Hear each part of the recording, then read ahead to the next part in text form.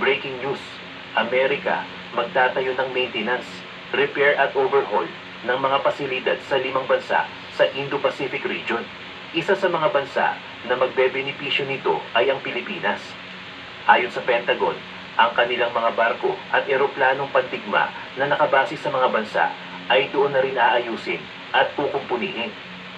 Dagdag trabaho, income at depensa sa Pilipinas.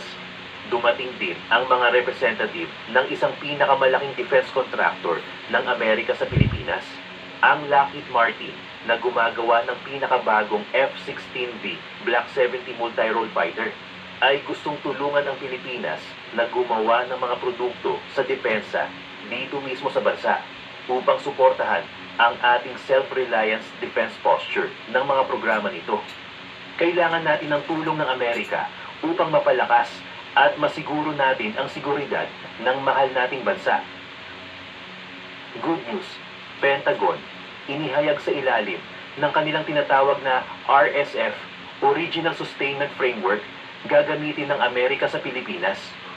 Ang mga may kakayahan sa industriya ng mga kaalyado nito at partners na magsasagawa ng pagpapanatili, pagsasaayos at pag-overhaul ng mga barko at eroplanong pandigma na mas malapit sa kanilang bawat area of operation, sa halip na ibalik pa ang mga US assets sa Amerika.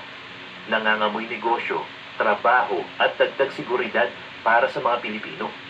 Sino ba namang bansa ang aatake kapag nakita nila ang mga warship at fighter jets ng Estados Unidos ay nasa Pilipinas?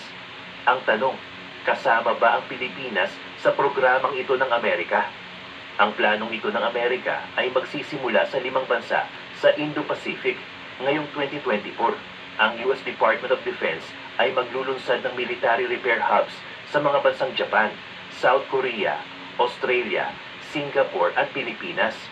At pagkatapos ay palalawakin ito ng mga NATO partners sa ilalim ng European Command. Sa taong 2025 at sa mga partners ng Estados Unidos sa Latin America sa ilalim ng Southern Command sa taong 2026. Paliwanag ng opisyal ng Amerika ang pagkakaroon ng mga repair hubs sa mga bansang ito ay magbibigay ng deterrence. Hindi lamang yan, Amerika, nilubos-lubos na ang pagtulong nito sa Pilipinas. Sa larangan ng industriya ng depensa, nag-courtesy call sa tanggapan ni Senador Estrada ang mga kinatawan ng Lockheed Martin Global Incorporated, isang kilalang kumpanya sa larangan ng global security, innovation at aerospace. Ang Lockheed Martin ay gumagawa ng mga eroplanong pandigma tulad ng pinakabago nitong F-16V Block 70, kung saan isa sa mga multi-role fighter ay kinukonsidera ng bansa bilang susunod na fighter aircraft ng Philippine Air Force. Napag-usapan ng dalawang panig ang kanilang interes sa pagtatag ng strategic partnership, katuwang ang Armed Forces of the Philippines, upang itaguyod ang isang programa na naglalayong palakasin ang kakayahan ng Pilipinas na gumawa ng sariling kagamitan at teknolohiya para sa national defense sector. Pinangunahan ng Senado ang pagpasa ng panukalang Self-Reliant Defense Posture Act na naglalayong palakasin ang ating militar at defense capabilities, pati na rin ang pag-develop ng local defense industry. Mga barkong pandigma ng Pilipinas pumalaot at nagsagawa ng live fire exercise. Sa West Philippine Sea, ipinakita ng Philippine Navy ang kanilang lakas at presensya na hindi tayo yuyuko sa China. Ang pagsasanay ay hindi upang magdulot ng tensyon sa rehiyon, kundi para sanayin at maging handa sa anumang posibleng banta na manggagaling sa labas ng bansa. Nagpakita ng lakas ang Pilipinas sa katubigan ng Zambales, Bataan at Mindoro Strait. Pag-deploy ng Philippine Fleet ang BRP Rizal FF-150, BRP Antonio Luna FF-151, kasama nito ang BRP Ramon Alcaraz P-16 at ang BRP Andres Bonifacio. Nagsagawa sila ng Tactical Maneuvers Formation and Communication Exchange. Kasunod nito ang Anti-Air Warfare Exercise. Pinaputok din ng mga barkong pandigma ng Filipino Navy ang kanilang 76mm gun at 38mm Bushmaster guns. Dagdag pa dito ang paglunsad ng Super Rapid Blooming Offboard Shot bilang depensa ng mga barkong ng Pilipinas sa anumang missile attack mula sa kalaban. Nakilahok din ang AW-159 anti-submarine helicopter sa nasabing pagsasanay. Sa ibang balita naman, dumating din sa Pilipinas ang mga barkong pandigma na kabilang sa NATO, ang barkong ITS Alpino, F594, isang frigate, at ITS Cabor, CVH-550, isang aircraft carrier ang dumaong sa Pilipinas, sakay ang mga F-35, Lightning II, isang 5th generation fighter jets at McDonnell Douglas, AV-8B Harrier II at ilang mga helicopter. Pumunta naman tayo sa ginagawa ng China sa bansang Russia. Habang umuusad ang counter-offensive ng Ukraine sa teritoryo ng Russia, bumisita ang Chinese Premier na si Li Qiang at iba pang mga opisyalis sa Moscow. Ang plano ng mga opisyalis na ito ay makipag-usap sa gobyerno ng Russia hinggil sa kooperasyong ekonomiko at militar. Maraming eksperto sa international community ang nag-alala tungkol sa kooperasyong ito ng dalawang bansa. May mga nag-iisip di na baka magpadala ng mga sundalo ang China para tumulong sa Russia sa pakikipagdigma nito sa Ukraine. Noong Agosto 22, dumating sa Moscow ang Chinese delegation na pinamumunuan ni Li Cheling. Ang Chinese delegation ay naunang inimbitahan ng Russian Army Commander na si Oleg Salyukov. Ayon sa Russian media, pinag-usapan ng dalawang kampo ang mga bagay na konektado sa digmaang Ukraine-Russia.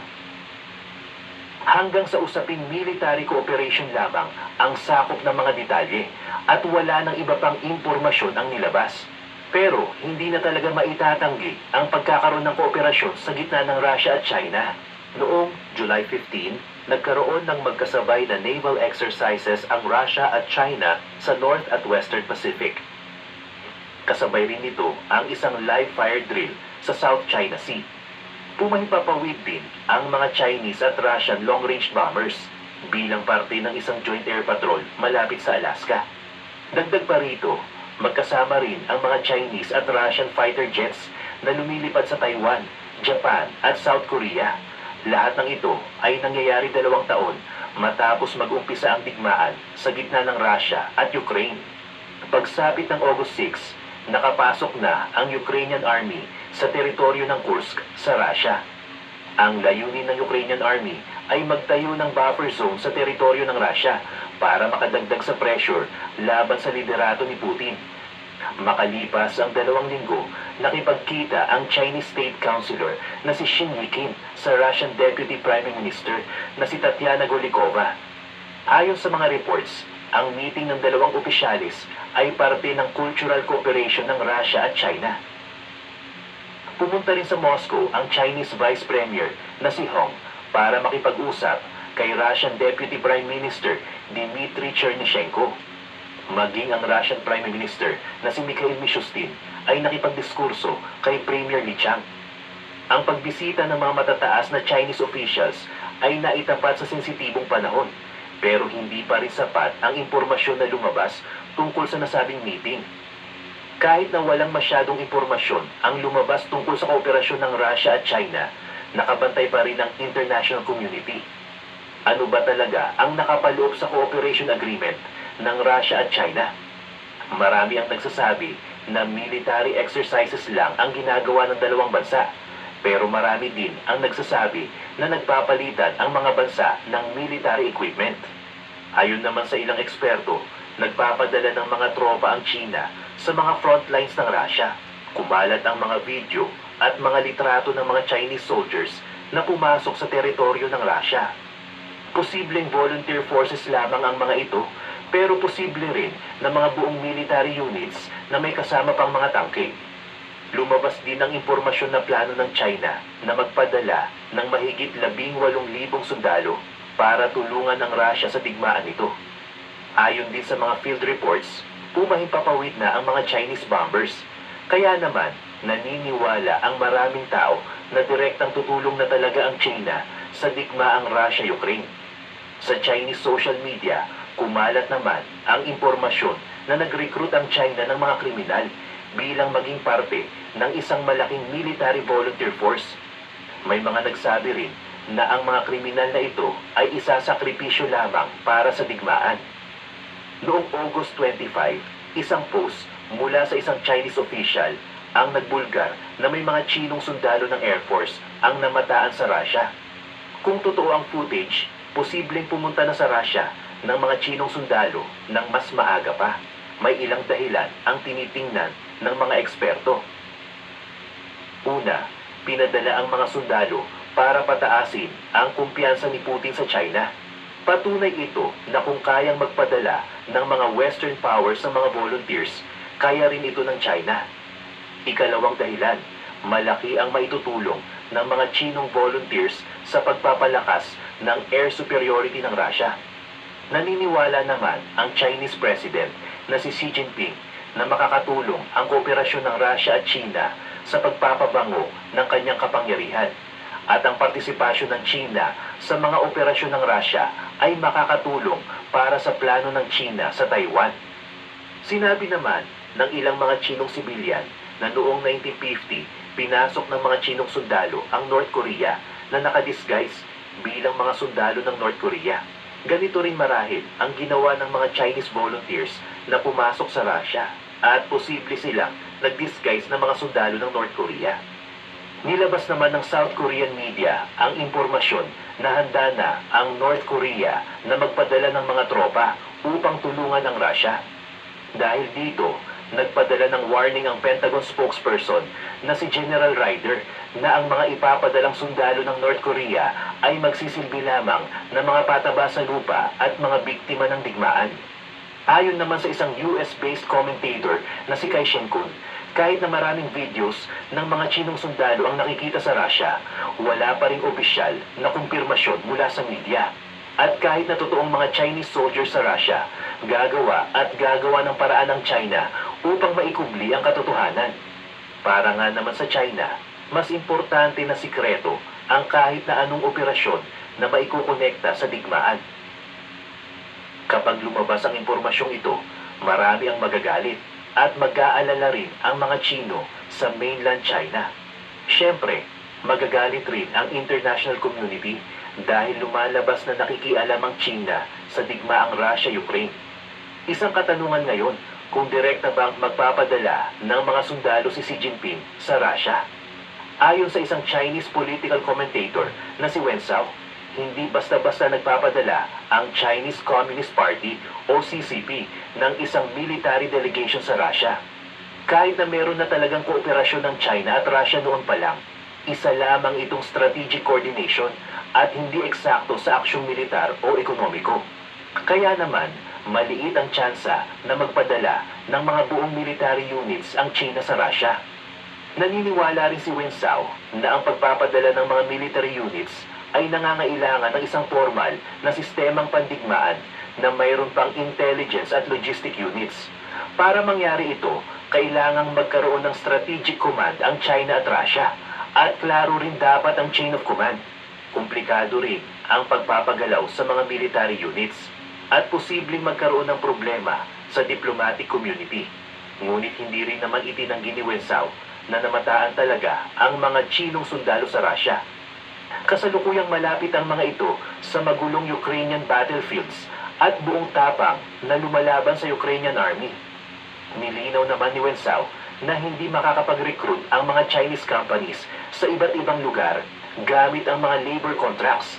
Pero marami namang ibang paraan upang tuloy-tuloy na makapagpadala ng Chinese soldiers ang China sa Russia. Ayon sa founder ng Core Analytics na si Underscore, posibleng magpadala ng mga troops ang China upang tulungan ang Russian army sa pagkubkob ng teritoryo ng Kursk. Pero ang galawang ito ay pwedeng magdulot ng mas malalim na sigalot at posible ring makisali ang US sa pagdepensa sa mga teritoryo at front lines ng Ukraine. Ngayon, ang pwedeng gawin ng China ay magpadala ng military observers, military equipment at dagdagan ang military activity sa buong Asia. Posible rin na dagdagan ng China ang bilang ng isinasagawang joint air at naval patrols kasama ang Russia. Dinagdag pa ni Underscore na transactional lamang ang kooperasyon ng Russia at China. Hanggat may nakukuhang benepisyo ang bawat bansa, hindi mabubuwag ang kooperasyon. Wala rin namang tiwala si Xi Jinping at Vladimir Putin sa isa't isa. Samantala, lumabas naman ng reports na umabot na sa 500,000 ang kabuuan ng mga sundalo ng Russia na namatay sa digmaan. Halos 12,000 sundalo ang namamatay kada araw at mas marami pa ang nasusugatan. Hindi na makasabay ang mga bagong Russian recruits at posible rin itong mangyari sa mga Chinese recruits na ipapadala ng China. Sa ngayon, lumabas ang mga bagong videos ng mga Chinese nationals na lumalaban para sa Russia. Umamin ang isang Chinese mercenary sa kanyang vlog na pinagsisisihan na niya ang desisyon na lumaban para sa Russia.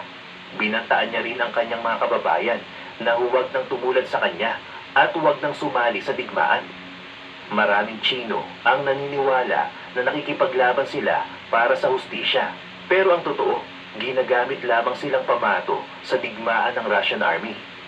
Imbes na magkaroon ng maayos na buhay bilang isang Chinese citizen, namamatay ang mga volunteers bilang mga mananakop. Nanawagan ng Chinese mercenary vlogger na huwag nang makipaglaban para kay Putin at Russia. Marami na rin Chinese mercenaries ang nagpahayag ng sentimiento na kaparehas ng Chinese mercenary vlogger. Ayon sa mga karagdagang datos, mabilis ang pinadala ang mga Chinese volunteers sa Ukrainian frontlines kahit na hindi sapat ang kanilang training. Marami sa mga volunteers na ito ang sumali sa Storm Z unit at hindi pa nakakalipas ang 24 na oras, may isang volunteer na ang namatay. Simula nang lumusob ang Russia sa Ukraine, hindi ito kinondena ng China. Hindi rin sumali ang China sa mga sanctions na ginawa ng Western powers laban sa Russia. Bagkus, pinalakas pa ng China ang kalakalan nito sa Russia sa pamamagitan ng pagbili ng langis mula sa bansa. Hindi rin naman naibenta ang mga units ng langis dahil na rin sa malawakang Western sanctions. Pinunuan din ng China ang mga kakulangan sa Russian market sa pamamagitan ng mga Chinese companies na ang layunin ay mabilisang pangangalakal. Sa kabila ng mga sanctions, nagbanta rin ang mga Western powers sa China na huwag nang magpadala ng military assistance sa Russia. Lumakas rin lalo ang ebidensya ng tahasang pagsuporta ng China sa mga gawain ng Russian Federation. Noong April 22, inakusahan ng UK Defense Secretary na si Grant Shapps na handa nang magbigay ng lethal aid ang China sa Russia. Nilinaw pa ng Defense Secretary na tumaas ng 60% ang kalakalan ng dalawang bansa. Sinabi pa ng Defense Secretary na tinulungan ng China ang Russia bago pa man magsimula ang digmaan laban sa Ukraine. Dahil dito, nagkaroon ng weapons building o maraming imbakan ng armas ang Russia. Iba't ibang armas ang binigay di umano ng China sa Russia, tulad ng missiles, drone technology at munitions. Kahit na walang direktang suporta ang China sa pagpapabagsak ng mga Ukrainian targets, hindi maitatanggi na nagbigay ng technical support ang bansa. Pinabulaanan ito ng liderato ng Beijing, pero masaya namang pinahayag ng Moscow ang suporta ng China. Lumalabas na parang gustong idawit ng Moscow ang Beijing sa lumalalang usapin. Ayon sa mga datos ng bagong meeting, pinirmahan ni Li Qiang ang halos 86 major projects na nagkakahalaga ng 18 trillion rubles. Saklaw ng mutual cooperation ng Russia at China ang mga katagang non-alliance, non-confrontation, and non-targeting of third countries. Ang pagtutulungan ng Russia at China ay nagbigay ng akmang mensahe sa international community. Hindi talaga magpapatinag ang dalawang malaking bansa kahit na matinding pressure ang natatanggap nila sa Western powers. At kahit na hindi pinaalam ng mga reports ang sakop ng mga Chinese investments, alam ng mga analysts na napunta ito sa mga sektor ng Arctic development, agricultural trade, intellectual property, aviation, at artificial intelligence. Sakop rin ng Chinese investments ang technical at military sectors. Ayon sa Chinese political scientist na si Jiang Juna, mahirap ang posisyon ni Xi Jinping dahil kontrolado siya ng mga galamay ni Putin. Maraming problema sa ekonomiya ang China at may mga hinaharap ding sanctions ang bansa mula sa Western powers. Pala ay ang tala. Ito ay ang one of the best din na loan application. As of